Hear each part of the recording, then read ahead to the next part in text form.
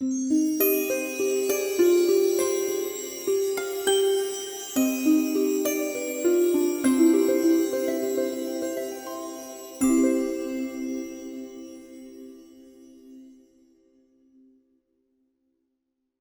قالیباف چجوری زندگی میکنن؟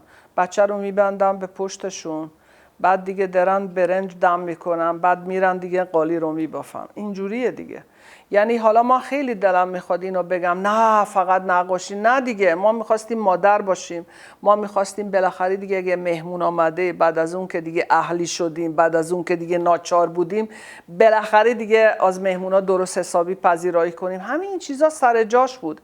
منتها این وسطاش هم که خب نقاشی مثل یک کسی که میخواد فرار کنه پلو معشوقش، بعد نمیتونه، همش به فکر اونه، همه کارا رو میکنه که این کارو بکنه.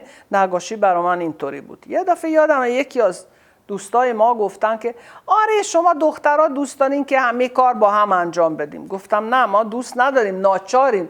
اگر میخوایم دیگه همین کارا دیگه درست باشه، 100 تا کار باید با هم انجام بدیم. خب نقاشی هم همینطور بود، اما اصل کار و آرزوی هر لحظه این بود که بتونیم دیگه، بتونم برم، بعد نمیدونم وسطای مثلا که چه میدونم که دیگه آشپزی میکردیم، مهمونداری میکردیم، همش فکر میکردم که حالا چجوری باید کار کنیم، موضوع بعدی چی میشه.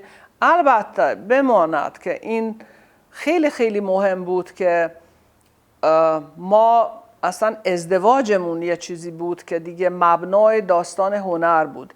یعنی من واقعا اون موقع به آقای سینایی آشنا شدم، همش فکر میکردم که رامون یکیه، ایشون هم هنر انتخاب کردم و من قطعا بعد از داستان پدرم هم هنر اهداف زندگیم بود. شنیدم مثلا خانومی داری لیسانس هنر گرفته، بعد میخوام چیکار، مثلا چیکار داری میکنی؟ دارم شوهر میکنم.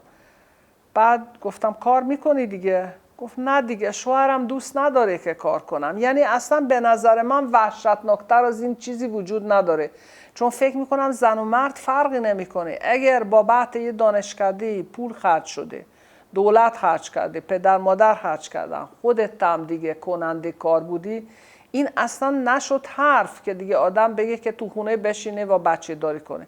ما هم بچه داری کردیم، هم کار میکردیم، درسته؟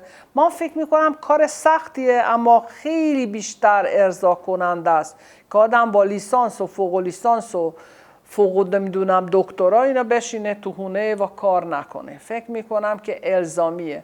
بزرگترین اشکال خانوما اینه که خیلی یه جوری کوتاه میان و ادامه نمیدن. من فکر میکنم که این گناه کبیره، نباید این کارو بکنم.